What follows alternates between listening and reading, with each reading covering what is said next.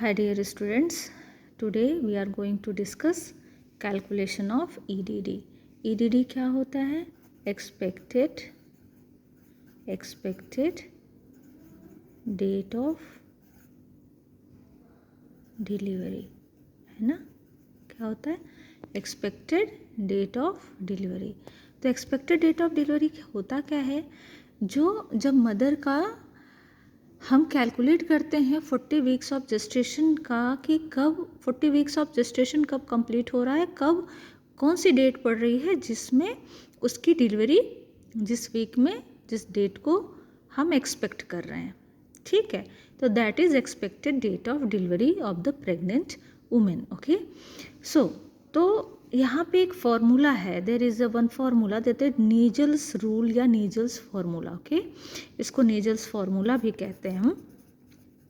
तो ये फार्मूला जो यूज होता है ये होता है for 28 days cycle. Okay, for 28 days cycle, है ना। 28 डेज की साइकिल में इस फार्मूला को हम यूज करते हैं, जिसमें कि फार्मूला होता क्या है, फर्स्ट डे ऑफ LMP हम लेते हैं ना, first day of LMP। First day of LMP का मतलब क्या है, last menstrual period, last menstrual period. अब लास्ट मेंस्ट्रुअल पीरियड क्या होता है, लास्ट मेंस्ट्रुअल पीरियड उस डेट को हम कहते हैं जब मदर को ये पता हो कि उसका लास्ट मेंसेस जो है पीरियड उसका जो है किस डेट को आया था, है ना, किस डेट को आया था। ये नहीं कि जो मिस्ड पीरियड है उस डेट को हम कैलकुलेट नहीं करेंगे। कभी कभी ये होता है कि मिस्ड पीरियड में डेट कैलकुलेशन जो है वो हमारा क्या होता है, तो मिस्ड कैलकुलेशन हो जाएगा। तो जिस पीरियड को उस एक्सपेक्टेड डेट होती है किस पीरियड को हमारा पीरियड आएगा, उस डेट को कभी कभी वुमेन्स बता देती है। लेकिन हमें ये क्लियर करना होगा कि first day of last menstrual period, जब लास्ट मेंसेस आया है ना, वो उसका पहला दिन, उसका पहले दिन का डेट है ना, वो हमें पता करना होता है, ठीक है। तो first day of last menstrual period plus 7 days and plus 9 month, है ना, plus 7 days and plus 9 month. तो 7 डेज जोड़ेंगे फिर 9 मंथ जोड़ेंगे, या फिर उसमें हम -3 मंथ, है ना, सब्सट्रैक्ट कर देंगे 3 मंथ। तो दोनों कैलकुलेशन आप कर सकते हैं, 9 मंथ जोड़ के भी आपको वही रिजल्ट आएगा, आप -3 करेंगे 3 मंथ करेंगे तो भी वही रिजल्ट आएगा, है ना, विद द कंजिक्यूटिव ईयर, है ना, विद द कंजिक्यूटिव ईयर। तो आपका ये फॉर्मूला आ जाता है first day of LMP plus 7 days plus 9 month. Okay, तो और -3 मंथ, ठीक है, विद कंजिक्यूटिव ईयर, है ना। तो ये आपका फॉर्मूला है जिसको हम कहते हैं नीजल्स फॉर्मूला। ओके, तो हम इस फॉर्मूले पे हम एक क्वेश्चन सॉल्व कर लेते हैं। जैसे कि फॉर एग्जांपल अगर किसी वुमेन का LMP लास्ट मेंस्ट्रुअल पीरियड का जो फर्स्ट डे था, मतलब कि LMP जो है वो 15 फरवरी 2018 थी, ठीक है, तो उसका एक्सपेक्टेड डेट ऑफ डिलीवरी हम निकालेंगे कैसे, है ना। तो EDD जब निकालेंगे तो सबसे पहले हमारे पास क्या है, LMP कितना है 15 फरवरी, तो 15 फरवरी है ना, उसमें हमने क्या किया, अब इसमें हमने 7 डेज जोड़ना है ना। 15 फरवरी में हमने जोड़ दिया 7 डेज। ओके, तो कितना हो गया, जोड़िए 15 फरवरी 15 प्लस 7 कितना हो जाएगा 22, है ना। तो 22 फरवरी आ गया। अब ये हमारा किस में चल रहा है, 2018 में ही चल रहा है अभी हमारा, है ना। तो 22 फरवरी 2018 आ गया। तो अभी हमने सिर्फ 7 जोड़ा है, अब हमारे पास है क्या 9 मंथ, है ना। तो हम 9 मंथ जब जोड़ेंगे तो जोड़िए 9 मंथ, 1 2 3 4 5 6 7 8 9, है ना। तो अब हमारे पास हो गया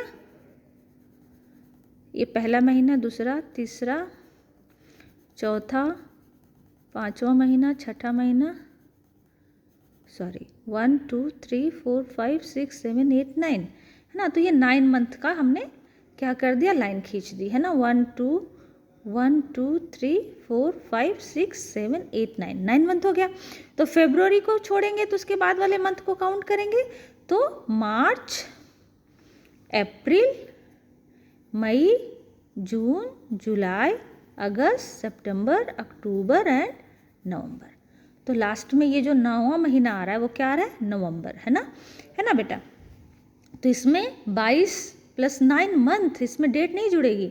तो अब 9 मंथ जब जोड़ेंगे तो कितना आ जाएगा, 22 नवंबर 2018। ठीक है बेटा, ये टोटल जो ईडीडी निकलती है, ये ईडीडी टोटल कैलकुलेट करके 40 वीक्स की निकलती है। ठीक है बेटा, ये 40 वीक्स का कैलकुलेशन होता है। तो इनका जो एक्सपेक्टेड डेट ऑफ डिलीवरी है 15 Feb 2018 के हिसाब से 22 नवंबर 2018 इनका एक्सपेक्टेड डेट ऑफ डिलीवरी निकल आया। ठीक है, तो अब अगर हम बात करें, मान लीजिए किसी महिला की साइकिल 30 दिन की है, 28 दिन की नहीं है, तब हम क्या करेंगे? अगर एग्ज़ाम में आ गया कि महिला की साइकिल भी दी हुई है, ऐसे तो 28 डेज़ का हम मान के चलते हैं आइडियली, लेकिन अगर ये आ गया कि 30 दिन की साइकिल है तो उसमें आप क्या करोगे? तो 30 दिन की साइकिल है तो 30 - 28 कितना आ जाएगा? 02, 2 दिन आएगा। तो 2 दिन इसमें जो बच रहा है, ये अगर ये बच रहा है तो आपको इसमें, अब देखिए, अगर ये 28 डेज से ज़्यादा है तो उसमें हमेशा हम प्लस करेंगे। अगर ये साइकिल 28 डेज से कम है, जैसे मान लीजिए 26 डेज है, तो उसमें हमेशा हम माइनस करेंगे। ठीक है, तो अगर ज़्यादा है साइकिल से 28 डेज से 30 दिन, क्या होगा? ज़्यादा होगा ना। तो 22 नवंबर हमने निकाला था, मान लो सेम उसी महिला का है, अगर उसी का हम ले रहे हैं तो 22 नवंबर हमारी ईडीडी निकल आई, तो उसमें हमने कितना जोड़ा? 2 जोड़ देंगे तो निकल आएगा 24 नवंबर। तो ये इनकी ईडीडी हो जाएगी अकॉर्डिंग टू मेंस्ट्रुअल साइकिल अगर 30 डेज की है तो। ठीक, अगर मेंस्ट्रुअल साइकिल 28 डेज से कम है, लाइक 26 डेज की है, तो 28 में 28 से 2 कम है, 28 डेज साइकिल में 2 दिन कम है ना। तो वो 2 दिन जो डेफिशिएंट है उसको हम यहाँ पे माइनस कर देंगे। ठीक है, ये एक्चुअली इसलिए किया जाता है कि 30 डेज की साइकिल में ओवुलेशन हमेशा क्या होगा? थोड़ा आगे जाएगा, एक्सीड करेगा, है ना। और अगर कम है 28 डेज से साइकिल कम है तो ओवुलेशन क्या करेगा? और पहले हो जाएगा। तो इसलिए उसी में हम ये जो माइनस कर रहे हैं, ये ओवुलेशन की वजह से हम माइनस कर रहे हैं। ठीक है बेटा, तो इसमें क्या होगा कि 22 नवंबर में अब आया हमारा, मान लीजिए यही 15 फरवरी के हिसाब से ईडीडी 22 नवंबर आया, लेकिन उसकी साइकिल 26 डेज की थी, तो हम उसमें कर देंगे -2 डेज, तो निकल के आ जाएगा 20 नवंबर 2018। ठीक है बेटा, तो ये जो है हमारा हो गया ईडीडी का कैलकुलेशन। और एक और कंडीशन आती है, वो कंडीशन ये है कि अगर मदर को याद ही नहीं है कि उसका एलएमपी क्या है, तब कैसे कैलकुलेट करेंगे, है ना। तो उसका अगर मदर को नहीं पता है कि उसका लास्ट मेंस्ट्रुअल पीरियड क्या है, तो उस कंडीशन में हम क्या करेंगे, हम उसकी क्विकनिंग पूछेंगे कि कौन से समय पे उसको क्विकनिंग हुई। क्विकनिंग क्या होता है? Quickening is the first fetal movement felt by the mother, you know that, है ना। First fetal movement felt by the mother. ठीक है, that is known as quickening. तो हम क्विकनिंग उसकी पूछेंगे कि कब हुई आपको।